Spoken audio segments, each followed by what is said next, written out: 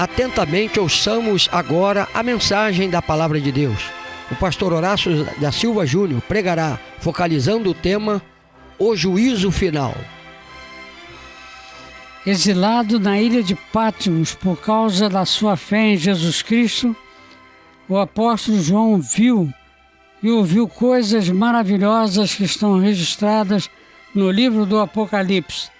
Naquela ilha infecta e perigosa, cheia de serpentes venenosas, João teve a visão do juízo de Deus, cujo relato encontramos no capítulo 20, versículos 11 a 15 do Apocalipse. Assim nos diz o apóstolo: vi um grande trono branco, e aquele que nele se assenta, de cuja presença fugiram a terra e o céu, e não se achou lugar para eles. Vi também os mortos, grandes e pequenos, postos em pé diante do trono. Então se abriram livros. Ainda outro livro, o livro da vida, foi aberto, e os mortos foram julgados segundo as suas obras, conforme o que se achava escrito nos livros. Deu o mar os mortos que nele estavam. A morte e o além entregaram os mortos que neles havia, e foram julgados um por um, segundo as suas obras. Então a morte e o inferno foram lançados para dentro do lago de fogo. Esta é a segunda morte, o lago de fogo. E se alguém não foi achado escrito no livro da vida, esse foi lançado para dentro do lago de fogo. Desde o princípio que a palavra de Deus avisa aos homens que todas as suas palavras e obras serão gravadas nos livros divinos para fins judiciais, e que os pecadores não terão seus nomes escritos no livro da vida, e por isso serão julgados pelo conteúdo dos livros, onde estarão registrados todos os seus atos pecaminosos e palavras criminosas. João viu a Nova Jerusalém e registrou no último versículo do capítulo 21 de Apocalipse que nela nunca jamais penetrará coisa alguma contaminada, nem o que pratica abominação e mentira, mas somente os escritos no livro da vida do Cordeiro. No livro da vida, meu caro ouvinte, só serão escritos os nomes dos santos, dos vencedores. Ao vencedor, disse o Senhor: falo-ei coluna no santuário do meu Deus, e daí jamais sairá. Gravarei também sobre ele o nome do meu Deus, o nome da cidade do meu Deus, a nova Jerusalém que desce do céu, vinda da parte do meu Deus, e o meu novo nome. Quem tem ouvidos, ouça o que o Espírito diz às igrejas. Nos tribunais judiciais do mundo, os juízes leem perante a assistência o resultado do julgamento dos sentenciados que não mereceram misericórdia da lei. Estes são reclusos para cumprirem a dura sentença que seus atos indignos mereceram. Aqui serão castigados, embora lhes reste uma esperança. No julgamento final será diferente. O juiz lerá a sentença dos condenados e os encaminhará à reclusão eterna, de acordo com o que achar escrito nos livros.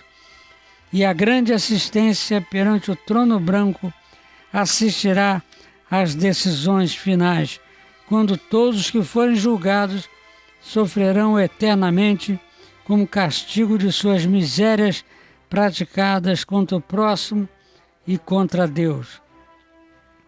Não valerão ali a soberba, o orgulho, o dinheiro do avarento, a prepotência dos maus e venais juízes da terra, que o juiz que está no trono é justo e verdadeiro, e só julga com justiça e verdade perfeitas e eternas. Sim, dileto rádio ouvinte, naquele dia o orgulho dos homens será abatido, conforme falou Deus pela boca e ministério do profeta Isaías, dizendo: Os olhos altivos dos homens serão abatidos, e a sua altivez será humilhada.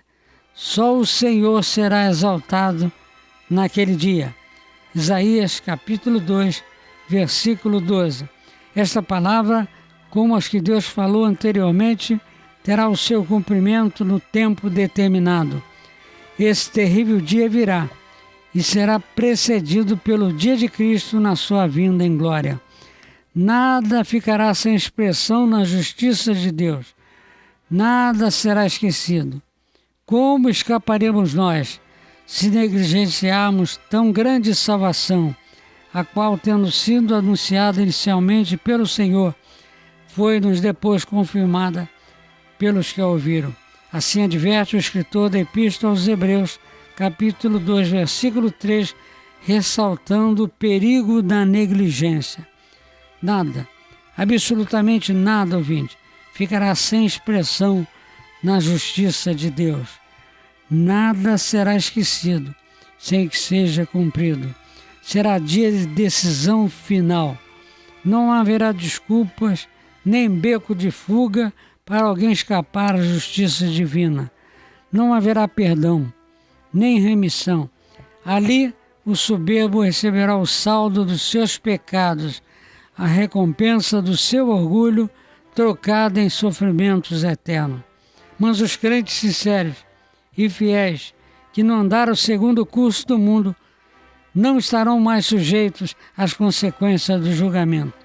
Já estarão na eternidade isentos da condenação. Nenhuma condenação há para os que estão em Cristo Jesus, que não andam segundo a carne, mas segundo o Espírito. Romanos capítulo 8, versículo 1. Enquanto Deus lhe concede vida e oportunidade, ouvinte, pense no destino de sua alma e faça sua decisão por Cristo. Aceite-o como seu salvador pessoal. Não importa a sua posição social, cultural ou financeira, reconheça os seus pecados, volte para Jesus que o perdoará e lhe concederá a certeza de vida eterna nas mansões celestiais, e seu nome será inscrito no livro da vida e do Cordeiro. Fuja do inferno, fuja do juízo final, entregando sua vida nas mãos de Deus. Nestes dias, temos nos preocupado com os acontecimentos que vêm abatendo em nossa pátria, especialmente aqui no Rio de Janeiro, com desabamentos, com alagamentos e até terremotos. Não seria Deus falando à nossa pátria? Não seria Deus falando ao Brasil? Deus falou que ia destruir a cidade de Sodoma e Gomorra por causa do homossexualismo. E isso lamentavelmente aconteceu. A cidade foi destruída, que os homens viviam nessa nojeira, nessa miséria. Lamentavelmente, o nosso estado, a nossa cidade do Rio de Janeiro, conhecida como uma cidade maravilhosa, tem sido objeto de apoio dos nossos governantes, seja o prefeito ou o governador, a esse movimento gay. Isso é coisa abominável aos olhos de Deus. Nós precisamos, com veemência, meus irmãos, meus colegas pastores, pregarmos contra isso, que isso poderá ser um motivo de uma catástrofe aqui em nossa cidade e em nosso estado. Deus está com as suas mãos estendidas e nada lhe é oculto. Que nossos governantes possam sentir o peso da sua responsabilidade e não se envolverem com essas misérias, dando apoio a esse tipo de pecado abominável. Que Deus guarde, que Deus tenha misericórdia dos homossexuais, para que eles se arrependam dos seus pecados e venham a ser salvos por Jesus Cristo.